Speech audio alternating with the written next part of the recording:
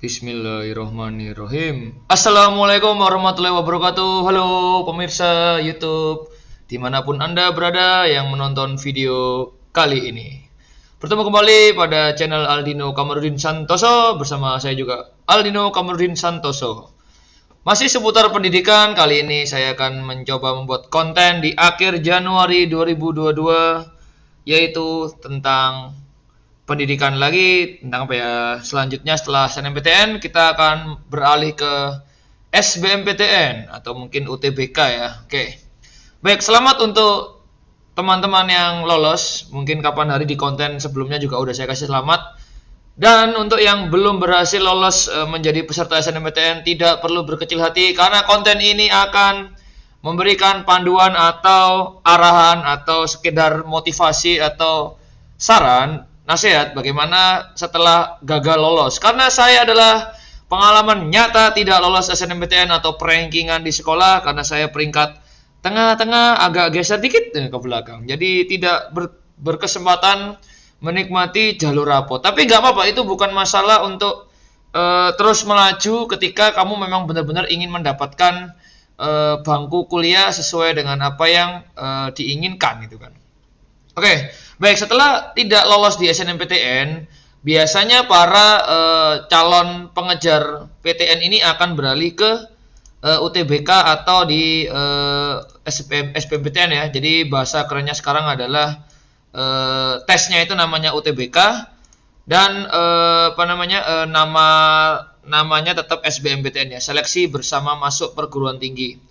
Baik, di tahun 2022 ini seperti di websitenya, yaitu ada materi tesnya adalah TPS, tes potensi skolastik kalau nggak salah ya, semacam tes IQ gitu ya mungkin ya. Lalu ada bahasa Inggris dan TKA, tes kompetensi akademik kalau nggak salah loh ya. Ini udah berubah-berubah. Metode tes ujian tulis berbasis komputer, kelompok ujian saintek dan atau sosum atau campuran. Setiap peserta hanya diperbolehkan mengikuti satu kali dan hasil tes secara individu. Oke, syaratnya bisa dibaca sendiri. Nah, ini. Nah, setiap tes itu materinya ini ya. Misalkan Prodi Saintek dia harus TPS, bahasa Inggris dan TKA Saintek. Kalau sosum berarti yang beda adalah TKA-nya sosum. Kalau campuran berarti semuanya dikerjakan, baik Saintek, TKA Saintek maupun sosum. Masih seperti pada tahun saya waktu ujian dulu ya, 2012.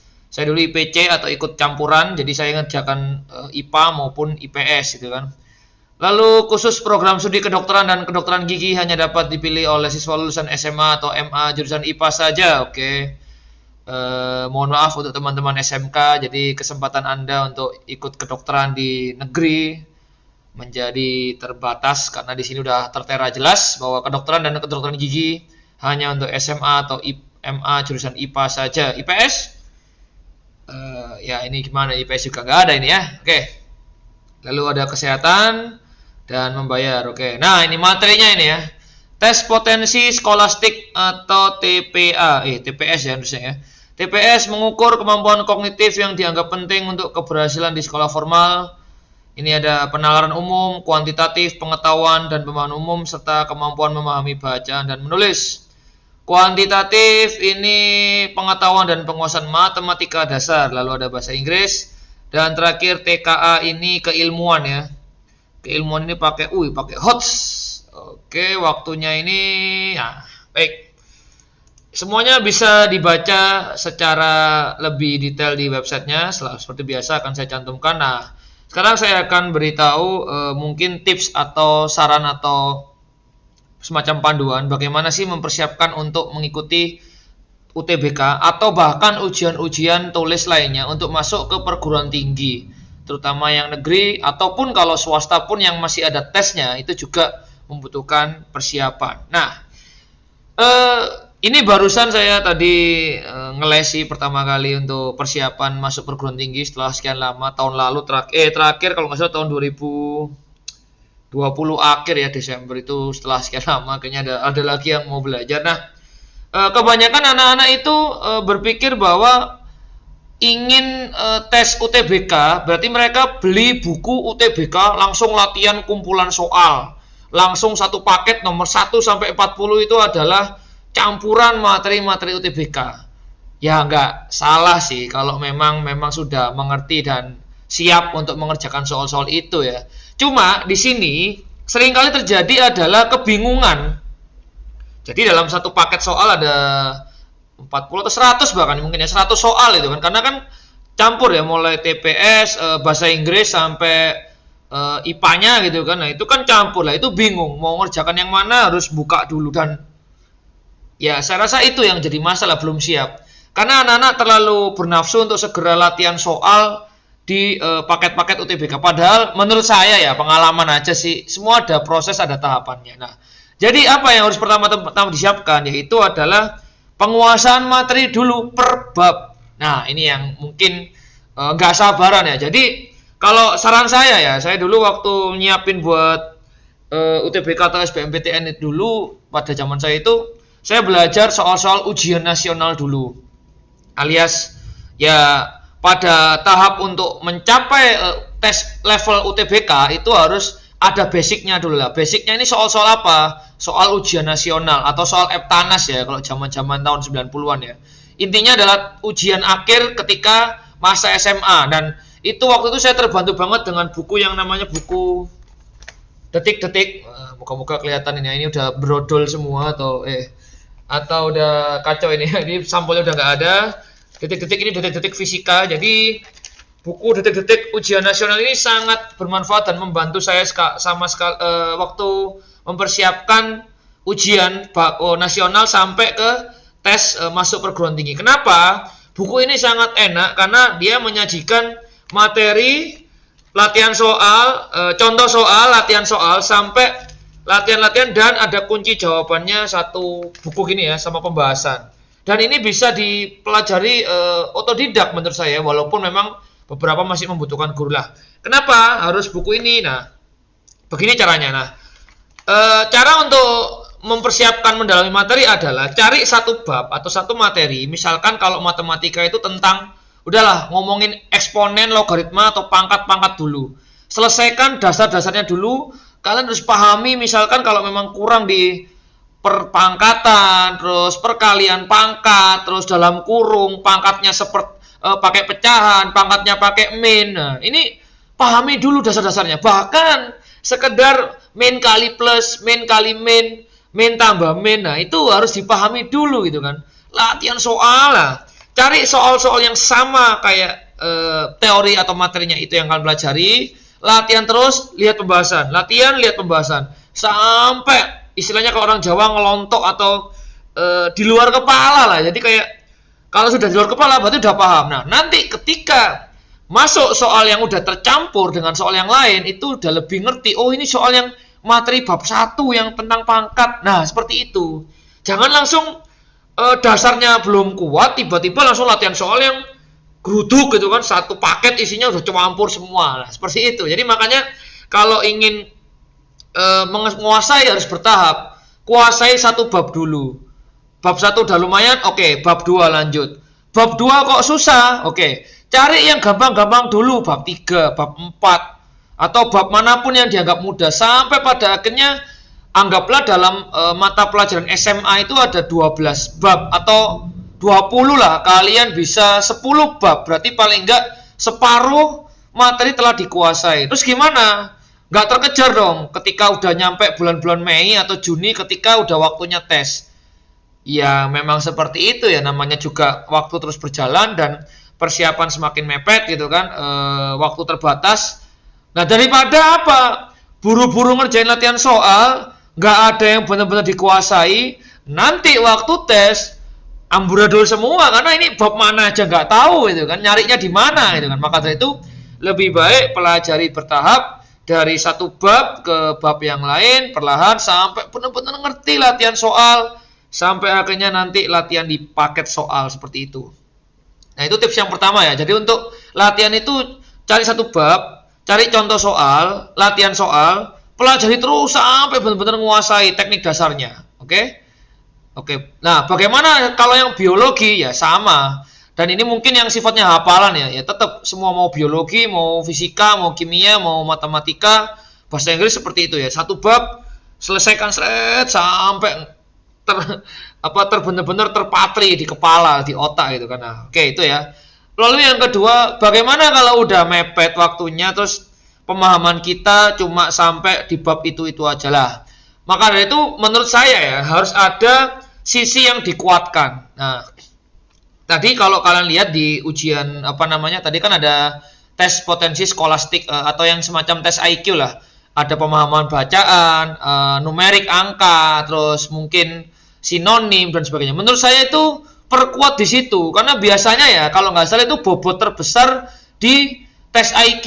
Kenapa? Pada dasarnya orang kuliahan itu butuh atau kampus itu butuh orang-orang yang logika dasarnya kuat. Nah, bagaimana cara ngetes logika dasarnya kuat? Ya dari tes-tes tadi, tes misalkan pemahaman kata, sinonim, deret, angka, terus biasanya itu ada gambar-gambar yang pencerminan, terus gambar mana yang paling nggak sesuai, kemampuan olah gambar kita, terus bangunan dan sebagainya lah. Itu diperkuat di situ aja karena menurut saya itu bisa dilatih kok dengan cepat gitu kan, dengan memanfaatkan latihan-latihan yang ada di internet atau beli buku tes potensi skolastik. Itu banyak sekali latihan, macam-macam latihan soal, entah deret angka, terus penjumlahan, terus urutan-urutan atau mungkin sekedar perkalian pembagian biasa namun butuh trik cepatnya lah, itu bisa dikejar. Dan bahasa Inggris itu mungkin kalau misalkan sedikit banyak suka bahasa lah, bahasa Inggris diperkuat karena bahasa Inggris tadi satu materi tersendiri kan, yang mana itu bobotnya pasti tinggi lah. Sisanya IPA atau IPS yang mungkin sudah susah terkejar ya sudah dipelajari aja semaksimal mungkin, dapatnya berapa bab ya udah itu kan, karena bobotnya besarkan di matematika dasar atau tes potensi skolastik sama bahasa Inggris. Kejar yang itu aja menurut saya ya, karena bisa jadi bobotnya itu besar di situ gitu. Soalnya apa ya, apalagi yang anak SMK ini kan kalian itu belajar IPA di kurikulum itu biologi, fisika, kimia cuma 2 semester alias di tahun pertama aja ketinggalan sama anak SMA itu kan. Anak SMA 3 tahun belajar IPA itu kan. Nah, berarti ngejarnya gimana ya? Kejar di yang bisa dikejar itu kan, kemampuan-kemampuan dasar, skolastik. Semisal memang benar-benar pengen fight ya. Jadi ada tips atau panduannya itu kan. Nah, barulah tips terakhir, semisal udah maksimal nih berupaya nih, Pak, kemampuan saya kok segini-segini aja udah belajar sangat keras itu kan. Nah, kalau kamu memang benar-benar ingin menembus jalur tes yang UTBK, SBMPTN atau yang seleksi bersama nasional yang mana memperebutkan bangku kuliah dengan harga murah, karena kalau udah masuk jalur mandiri harganya akan berbeda, apalagi mandiri swasta itu akan berbeda harga, alias bagaimana caranya mengejar bangku kuliah dengan harga murah, paling tidak ya walaupun mungkin juga ada beberapa yang mahal, tapi paling enggak SNMPTN dan SBMPTN itu adalah setahu saya adalah jalur termurah masuk kuliah ya, apalagi yang nanti dapat beasiswa KIP kuliah atau bidik misi itu kan bisa 0 itu kan. Nah, semisal memang benar-benar ingin tembus di UTBK atau tes yang seleksi nasional seperti itu, nah kuncinya adalah lihat kemampuan diri sejauh mana dan lihat jurusannya sejauh mana tingkat persaingannya. Nah, kalau kalian tidak khawatir dengan dana orang tua atau dana penyokong untuk kuliah, ya nggak apa-apa, nggak gagal di UTBK atau SBMPTN karena masih ada jalur mandiri yang bisa dimasuki dengan biaya yang mahal. Tapi kalau orang tua itu support dan maksimalnya adalah ya dengan biaya yang minim, ya berarti kalian harus memenangkan duel di UTBK.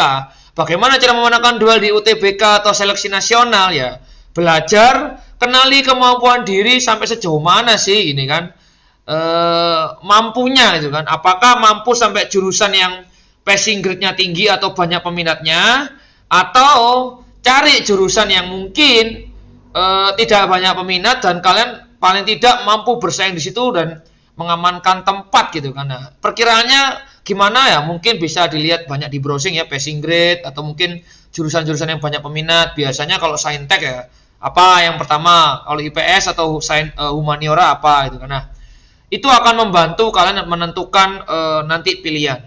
Bagaimana kalau ini tambahan SMK Poltekkes ini sama ya.